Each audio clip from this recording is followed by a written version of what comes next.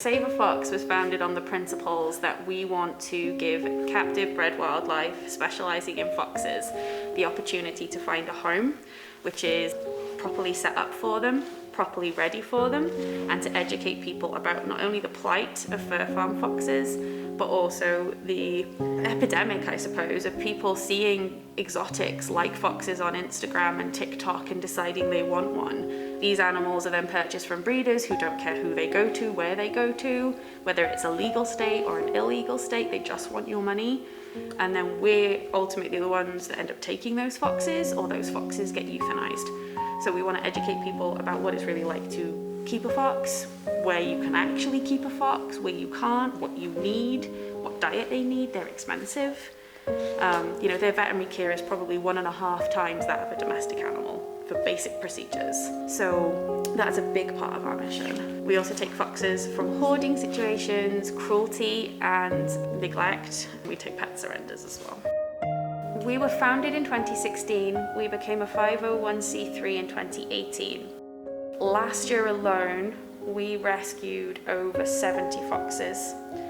So probably in total in that time, well over 200 foxes have been saved and found homes or become permanent residents here at SAVEAFOX. They go to private homes, they go to wildlife rehabs, they go to education centres, they go to other rescues and sanctuaries. Typically when they go to sanctuaries, we ensure that there'll be permanent residents there and they will never leave. Foxes that we get are either they won't breed, they've pulled out all their fur because they're so stressed, they kill their babies because they're so stressed, they've had legs ripped off because they fight with other foxes because they're so stressed, they've got no guard hairs, they've got genetic mutations, they're too small because they've been overbred, so they can't be pelted. You know, it's all broken. He's bred to be extra fluffy and a little bit bigger to give a larger pelt, and that causes genetic mutations like this one. So it doesn't hurt him, it just means his gums don't know to stop growing. So if we don't trim them back at least once a year, they'll overtake his teeth. That and a broken tail is what saved his life on the fur farms. Just can't make any money, so why waste the money to feed them? They won't treat them veterinary stuff, they don't get to see vets, there's no rules. They can do whatever the hell they like. They could, you know, as far as the government is concerned on the whole, they're basically livestock. There are no rules around their treatment particularly, especially not in the United States. So they can treat them like old laptops and do whatever the hell they want. I mean, when they kill foxes on fur farms, they're either orally or anally electrocuted. They stuff something in their mouth or up their backside and they electrocute them to death so it doesn't damage the fur. The ones that they pelt, they're born in the spring and they're killed the following January. They don't even live to be a year old. And that is the life of a fur farm fox.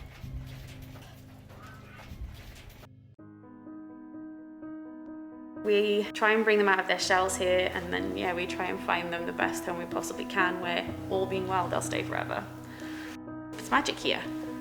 It is magic. There is just something about when you are here, whether it's visiting, whether it's, volunteering, whatever capacity, and you spend time around the foxes just to watch them play and know where they've come from, know what could have happened to them, and see how they are. I mean, the fur farm foxes, the first time they put their feet on the ground, some of these guys are 4 or 5 years old. They've lived in a cage that's too small for words, that they can just turn around in, that's totally wire. So they have nothing comforting, nothing where they can do their natural behaviors. So to watch them get their first toy, get their first treat, run for the first time, dig, jump, pounce, wrestle, it's just nothing in the world like it. There is nothing in the world like it. Building a bond with the foxes.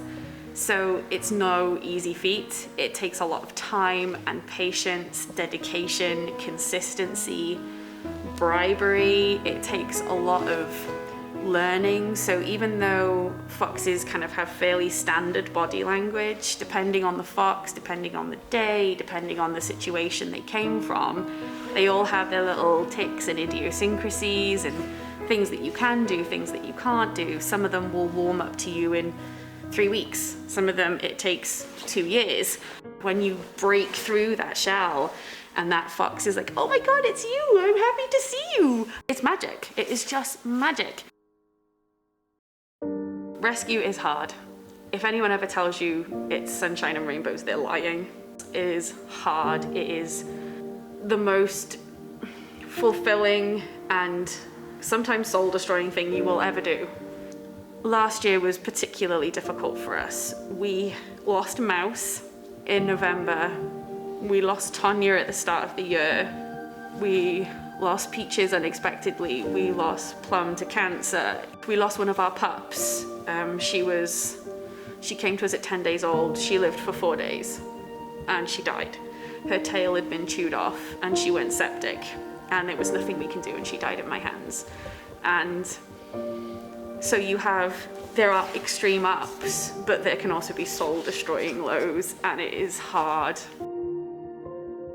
98% of people, foxes are not for you. You must build your life around them. You can't change them to fit you, it's entirely the other way around. Please do your research. Please volunteer a rehabber or a rescue. Get hands-on experience. Understand if they really are right for you. Because what you see on Instagram, Facebook, TikTok, Twitter, YouTube is maybe 3% of what is actually caring for a fox. And then they end up here. And we only have so much space. And so do the other rescues that we work with. Our resources and our space is not unlimited. And we have to say no sometimes. And if these foxes are in illegal states and they're seized by the DNR, we maybe get to pull 1 in 50. The others end up dead because someone didn't do their research, because someone just wanted a pet.